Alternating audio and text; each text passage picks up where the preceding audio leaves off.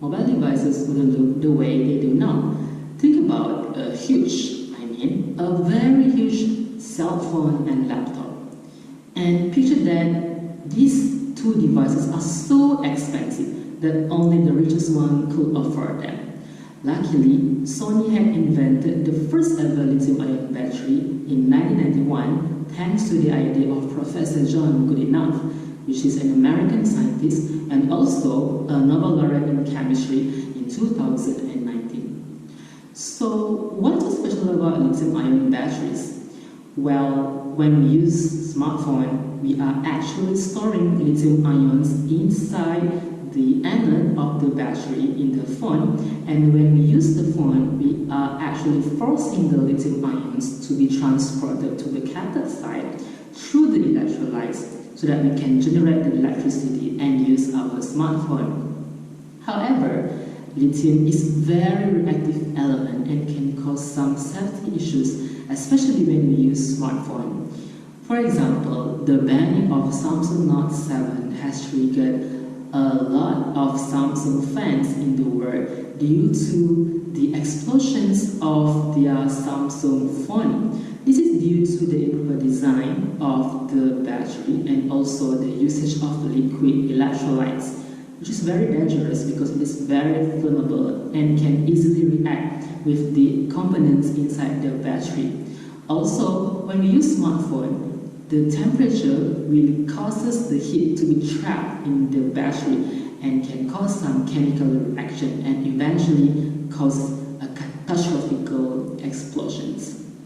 Experts propose to use solid-state electrolyte such as ceramics and polymers, but these two materials are not so good in terms of their mechanical stability and elasticity.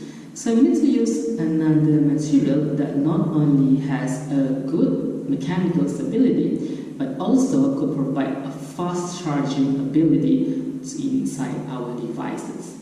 In my research, I am using a 3D nanomaterial which is called Metal Organic Framework, or MOF.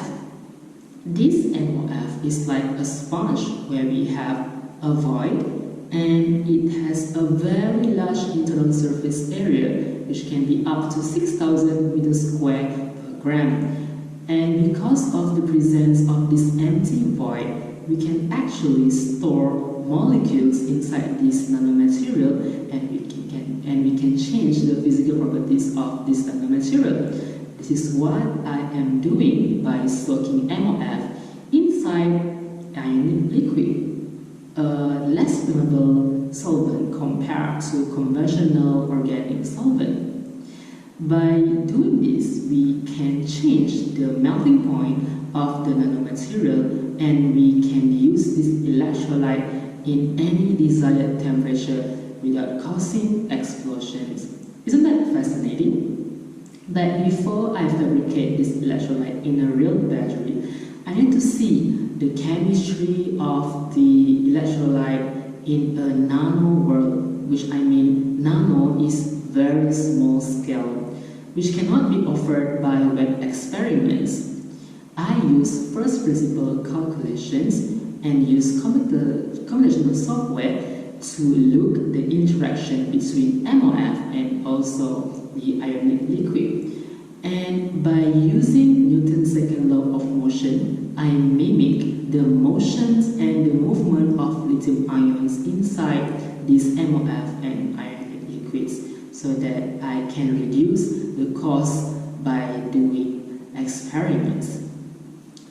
I predicted that by using lithium ions and attach into the ionic liquids and let it interact with MOF, it can generate electricity much more faster due to their very stable geometrical structure and also the interactions that they have inside their electrolyte.